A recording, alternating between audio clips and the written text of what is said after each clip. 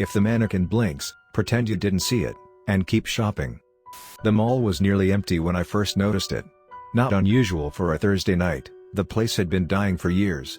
Half the stores were shuttered, lights burned out, and the faint hum of the ventilation made the whole building sound like it was breathing in its sleep. I'd been killing time before meeting a friend, just wandering. Then I saw the mannequin. It stood in the display window of a women's clothing store that had going out of business signs plastered everywhere. At first glance, it was normal, plastic skin, featureless face, stiff posture. But then it moved. Not much, just a twitch, a subtle tilt of the head toward me. My brain chalked it up to a trick of the eyes, maybe a shifting shadow. Until it blinked. I froze. Its eyelids, too real to be plastic, lowered and lifted again in one slow, deliberate motion. Then it smiled. Not the cold, still smile of a crafted face, but the faint, creeping curve of something alive trying to remember how lips worked. And without moving its feet, its torso angled toward me like it wanted to follow. I left. Quick, but not running. I didn't want to give it reason to. That was my first mistake. I should have left the mall entirely. Instead, I ducked into another store and pretended to browse. That's when I noticed them everywhere. Scattered through different storefronts, all mannequins, but some were off. An elbow bent too sharply. A head tilted like it was listening. A pair of glassy eyes in a display that followed me as I passed. One by one, they turned. Not fast, just enough to make my skin prickle. I thought maybe a prank, maybe employees playing some elaborate joke. But when I looked at the nearest store clerk, she was frozen too. Hands still on a shirt she was folding, eyes wide, unfocused, breathing slow. Like she'd been left on pause. The air in the mall felt heavier. The hum in the vents deepened into a low, throbbing pulse. And then, quietly at first, I heard the sound of footsteps. Not the rubber squeak of sneakers, but the hollow tap. Tap. Tap of bare plastic feet on tile. It was coming from multiple directions. I moved fast now, weaving through dim aisles, avoiding the wide-open stretches of floor where I'd be exposed. In every reflection, store glass, polished tile, I caught glimpses of them closing in. Their movements were wrong, jerky and stiff, like frames missing from a film reel. They never turned their heads in front of me, but every time I looked away, their poses had changed. One was now crouched. Another leaned halfway out of a store. The exit was ahead. Just 100 feet away. My heart pounded as I bolted toward it, only to find a row of mannequins blocking the path. Some were dressed, some bare, but all were angled toward me. Their fingers were no longer curled into molded fists, they were stretched, jointed, and flexing. One stepped forward. I turned back. The way I'd come was gone, just more mannequins, lining the hall in silent rows. The lights flickered once, not the kind of flicker you see in movies, but like the power in the whole building had inhaled. When they steadied, I wasn't in the mall anymore. The floor was the same tile. The storefronts were the same shapes. But every store was empty, stripped bare, mannequins positioned at random throughout the endless hallway. They were closer now. All of them.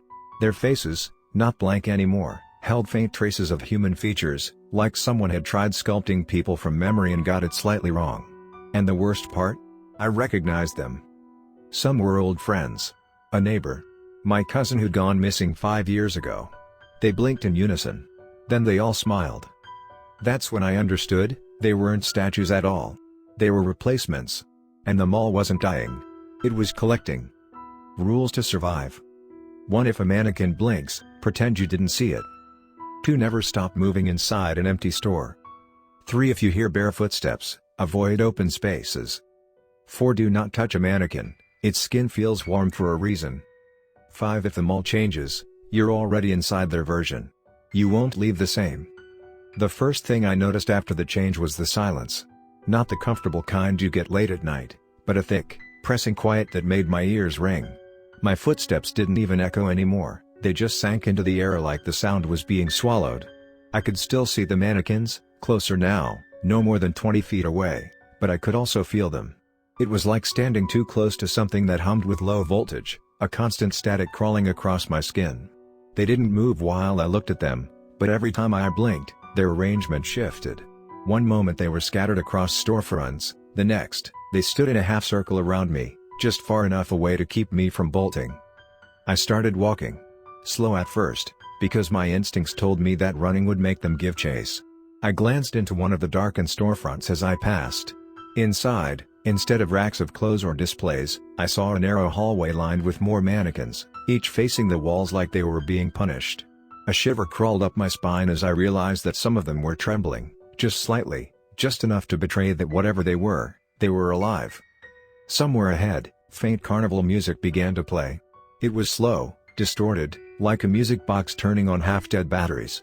The sound pulled at me, coaxing me forward, even as my stomach twisted with dread. I kept telling myself I wouldn't go toward it, but with every step, the path behind me seemed to narrow, pushing me toward the sound whether I liked it or not. The mannequins grew bolder. One brushed past me in the corner of my vision, too fast for me to react, and when I spun, there was nothing but an empty store behind me. My heart was hammering so hard it hurt. Another appeared in my path, wearing the same jacket I'd been wearing earlier that evening. It even had my house keys hanging from the pocket. Its head tilted at an unnatural angle, and its jaw began to shift, not opening, but stretching, the corners of its mouth pulling toward its ears. The sound of cracking joints filled the air. Then the music stopped. The silence after was worse than the noise. I became aware of a faint scraping sound directly behind me, like plastic fingernails dragging across tile. I didn't want to look, but I knew if I didn't, I'd feel those fingers on my back. Slowly, I turned. The mannequin closest to me now had my face. Not just a vague resemblance, my actual face, down to the scar on my chin from when I was a kid. Its eyes blinked in perfect sync with mine. The others stepped forward in unison, surrounding me fully this time. The plastic smell was gone, replaced with the faint scent of my own shampoo, my own laundry detergent. I wasn't looking at them anymore. I was looking at me. One of them reached out, and before I could pull away, it pressed its hand against my chest. My body went cold instantly, like someone had poured ice water into my veins. My limbs felt heavy.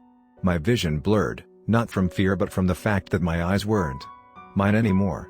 The last thing I saw before darkness swallowed me was my copy, my mannequin, smiling as it turned and walked away. I woke up standing in a storefront display. My limbs were stiff, my hands molded into an unnatural pose. I couldn't move. I couldn't blink. I could see people walking by in the distance, their faces bored, distracted, unaware that I was screaming silently at them to notice me. And then one of them did. Their eyes locked with mine.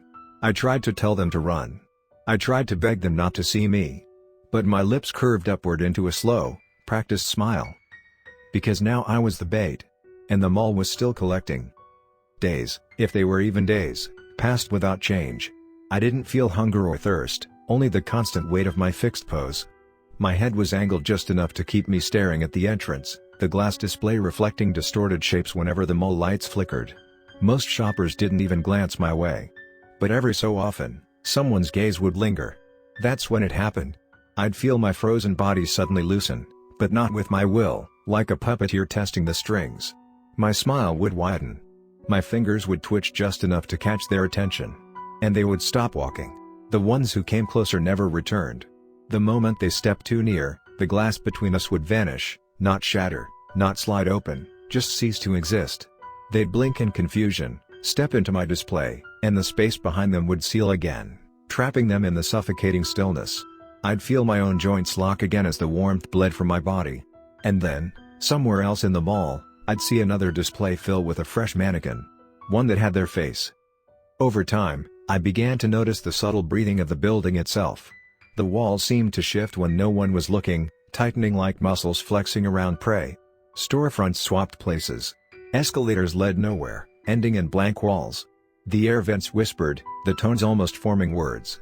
The mannequins weren't alone in here, something bigger was guiding them, a presence so massive that I could only feel parts of it, like touching the skin of a whale through a hole in the ice. One night, though here, night just meant fewer lights, a child wandered near my display. They were clutching a balloon, the string tangled around their wrist. Their eyes were wide, not with fear, but with curiosity. I tried to scream inside my head, to tell them to run, but my face betrayed nothing but that same practiced smile. They stepped forward. From somewhere deep in the mall, a sound rose, soft at first, like a sigh, then growing into a deep, resonant hum. The mannequins turned their heads in perfect unison toward the child, their movements so subtle that a human eye might not catch them. The hum grew louder. The balloon slipped from the child's wrist, floating upward and vanishing into the ceiling darkness. And then the glass between us was gone. I felt my body shift forward, my arm extending toward them, fingers curling in a mockery of welcome. But before they could cross the threshold, another mannequin, this one wearing a mall security uniform, stepped between us. It shook its head slowly, its blank face tilting just enough to make the movement feel wrong. The hum faded, replaced by a low, displeased rumble in the walls. The child backed away, and the glass returned. I was frozen again. The security mannequin lingered for a moment, its empty gaze fixed on me, before it turned and walked off.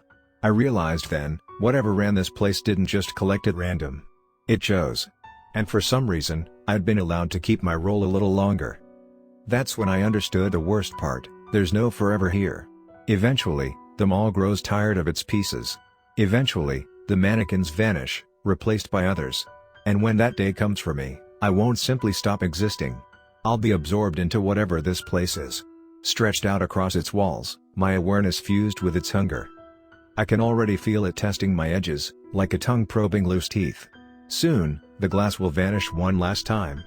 And when it does, I'll step out, not as bait, not as prey, but as part of the thing that owns this place. And I'll be the one choosing who stays.